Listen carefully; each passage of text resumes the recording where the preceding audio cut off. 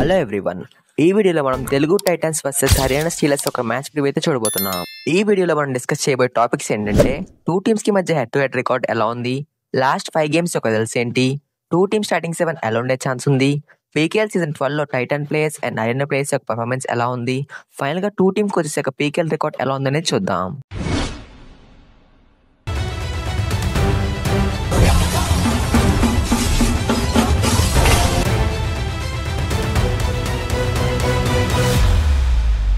ముందుగా head to head record చూస్తే two teams కి మధ్య ఇప్పటి వరకు 14 మ్యాచెస్ జరిగాయి.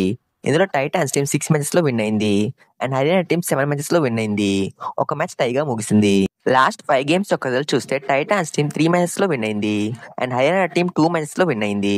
సీజన్ 11 లో ఈ టూ టీమ్స్ కి మధ్య 2 మ్యాచెస్ జరగగా ఒక మ్యాచ్ టైటన్స్ టీమ్ విన్ అయింది అండ్ ఇంకొక మ్యాచ్ హర్యానా టీమ్ విన్ అయింది. ఈ సీజన్ లో ఆల్రెడీ ఈ టూ టీమ్స్ కి మధ్య జరిగిన మ్యాచ్ లో టైటాన్స్ టీమ్ 17 పాయింట్స్ డిఫరెన్స్ లో విన్ అయింది. టైటాన్స్ టీమ్ ఈ సీజన్ లో ఇప్పటి వరకు 17 మ్యాచెస్ ఆడి 10 మ్యాచెస్ విన్ అయింది అండ్ 7 మ్యాచెస్ లో ఓడిపోయింది. And Titans team last 2 matches లో విన్ అయ్యి ఈ మ్యాచ్ లోకి వస్తున్నారు. లాస్ట్ 2 మ్యాచెస్ లో టైటాన్స్ డిఫెన్స్ ఎక్సలెంట్ గా పర్ఫామ్ చేశారు, బట్ రైడింగ్ లో కొంతవరకు ఫెయిల్ అయ్యారని చెప్పాలి. పూణేలో జరిగిన మ్యాచ్ లో స్టార్టింగ్ లో కంప్లీట్ గా డామినేట్ చేశారు, కానీ తర్వాత రైడింగ్ లో పాయింట్స్ స్కోర్ చేయలేకపోయారు. భరత్ ఫస్ట్ హాఫ్ లోనే ఏకంగా 9 రేట్ పాయింట్స్ స్కోర్ చేశాడు, బట్ సెకండ్ హాఫ్ లో ఒక రేట్ పాయింట్ కూడా స్కోర్ చేయలేదు. గుజరాత్ తో జరిగిన మ్యాచ్ లో టైటన్ రైడర్స్ లో ఒక్కరు కూడా సూపర్ 10 స్కోర్ చేయలేదు. భరత్ కూడా అయితే డూఆర్ రేట్స్ లో ఫెయిల్ అయ్యాడు. భరత్ ని గుజరాత్ టీం ఏకంగా 7 టైమ్స్ ట్యాకిల్ చేసింది. ఈ మ్యాచ్ లో టైటన్స్ టీం డిఫెన్స్ వల్లే విన్ అయింది. భరత్ లాస్ట్ 2 మ్యాచెస్ లో 17 రేట్ పాయింట్స్ స్కోర్ చేశాడు and Vijay Malik last 2 matches లో 18 రేట్ పాయింట్స్ స్కోర్ చేశాడు. లాస్ట్ మ్యాచ్ లో థర్డ్ రైడర్ గా మంజీ శర్మని ట్రై చేశారు, బట్ తనైతే పాయింట్స్ ఏం స్కోర్ చేయలేదు. డిఫెన్స్ లో చూసుకుంటే శోభన్ షిండే అండ్ అంకిత్ జగ్రన్ బాగా పర్ఫామ్ చేస్తున్నారు. శోభన్ షిండే పూణేతో మ్యాచ్ లో హైపై స్కోర్ చేశాడు అండ్ గుజరాత్ తో మ్యాచ్ లో 2 ట్యాకిల్ పాయింట్స్ స్కోర్ చేశాడు. లెఫ్ట్ కార్నర్ లో ఉన్న అంకిత్ జగ్రన్ లాస్ట్ 2 మ్యాచెస్ లో ఎక్సలెంట్ గా పర్ఫామ్ చేశాడు. పూణేతో మ్యాచ్ లో 4 ట్యాకిల్ పాయింట్స్ అండ్ గుజరాత్ తో మ్యాచ్ లో 4 ట్యాకిల్ పాయింట్స్ స్కోర్ చేశాడు. అజిత్ పవార్ అయితే ముందు మ్యాచెస్ లో ఎక్కువగా ఫెయిల్ ట్యాకిల్ చేసేవాడు, బట్ లాస్ట్ 2 మ్యాచ్ లో ఒక ఫెయిల్ ట్యాకిల్ కూడా చేయలేదు. పూణేతో మ్యాచ్ లో ఒక ట్యాకిల్ పాయింట్ అండ్ గుజరాత్ తో మ్యాచ్ లో 4 ట్యాకిల్ పాయింట్స్ స్కోర్ చేశాడు. రైట్ కవర్ లో ఉన్న అభి దుహాన్ అయితే పూణేతో మ్యాచ్ లో ఒక ట్యాకిల్ పాయింట్ అండ్ గుజరాత్ తో మ్యాచ్ లో ఒక ట్యాకిల్ పాయింట్ మాత్రమే స్కోర్ చేశాడు, బట్ వేరే డిఫెండర్స్ ట్యాకిల్ చేసినప్పుడు తనైతే మంచిగా సపోర్ట్ ఇస్తున్నాడు. సో టైటన్స్ టీమ్ కి third raider and right corner కొంతవరకు ప్రాబ్లమేటిక్ గా ఉంది. టైటన్స్ టీమ్ అయితే లాస్ట్ మ్యాచ్ స్టార్టింగ్ 7 తో ఆడే ఛాన్స్ ఉంది, బట్ థర్డ్ రైడర్ గా మంచి శర్మని కంటిన్యూ చేస్తారా లేదా ప్రఫుల్ జవారే ఆ జై భగవాన్ ఛాన్స్ ఇస్తారని చూడాలి. హర్యానా టీం ఈ సీజన్ లో ఇప్పటి వరకు 17 మ్యాచెస్ ఆడి 9 మ్యాచెస్ లో విన్ అయ్యారు అండ్ 8 మ్యాచెస్ లో ఓడిపోయారు. టైటన్స్ తో జరిగిన మ్యాచ్ లో ఓడిపోయిన తర్వాత హర్యానా టీం అయితే స్ట్రాంగ్ కంబ్యాక్ చేశారు. నెక్స్ట్ 4 మ్యాచెస్ లో ఏకంగా 3 మ్యాచెస్ విన్ అయ్యారు. యూపీతో మ్యాచ్ లో అండ్ గుజరాత్ తో మ్యాచ్ లో అయితే కంప్లీట్ గా డామినేట్ చేసి విన్ అయ్యారు, బట్ యూమాతో జరిగిన మ్యాచ్ లో మాత్రం అనూహ్యంగా టై బ్రేకర్ లో ఓడిపోయారు. నిన్న జరిగిన గుజరాత్ తో మ్యాచ్ లో విన్ అవడం ద్వారా హర్యానా టీం అయితే టాప్ 8 లోకి ఎంటర్ అయింది. హర్యానా రైడింగ్ లో చూసుకుంటే శివం పత్తారే అండ్ వినయ్ బాగా పర్ఫామ్ చేస్తున్నారు. ఈ ఇద్దరు కూడా లాస్ట్ మ్యాచ్ లో సూపర్ 10 స్కోర్ చేశారు, బట్ వీళ్ళిద్దరూ అయితే యూమా జరిగిన మ్యాచ్ లో ఫెయిల్ అయ్యారు. శివం పత్తారే 4 right points and Vinay 3 right points మాత్రమే స్కోర్ చేశారు.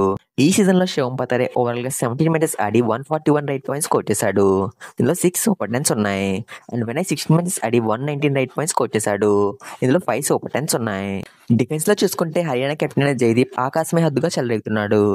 జైదీప్ కెప్టెన్సీలో సీజన్ 11 లో హర్యానా ట్రోఫీ విన్ అయినప్పటికీ వేరే ప్లేయర్స్ తో కంపేర్ చేస్తే తన పర్ఫార్మెన్స్ చాలా లోగా ఉంది. తను లాస్ట్ సీజన్ లో 21 మ్యాచెస్ ఆడి 39 ట్యాకిల్ పాయింట్స్ మాత్రమే స్కోర్ చేశాడు, బట్ ఈ సీజన్ లో చూసుకుంటే 17 మ్యాచెస్ ఆడి 64 ట్యాకిల్ పాయింట్స్ స్కోర్ చేశాడు అండ్ ఈ సీజన్ లో టాప్ 2 డిఫెండర్ గా ఉన్నాడు.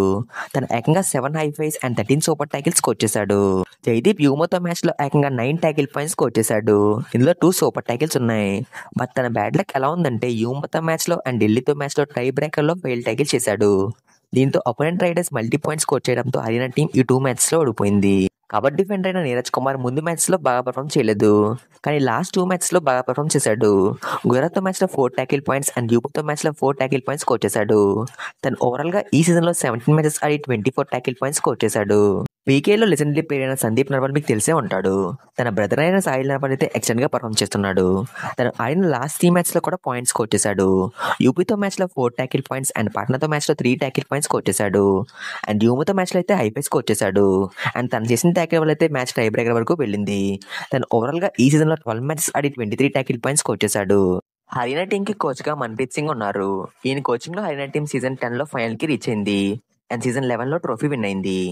టైటన్స్ టీం కి కోచ్ గా కృష్ణ కుమార్ కూడా ఉన్నారు.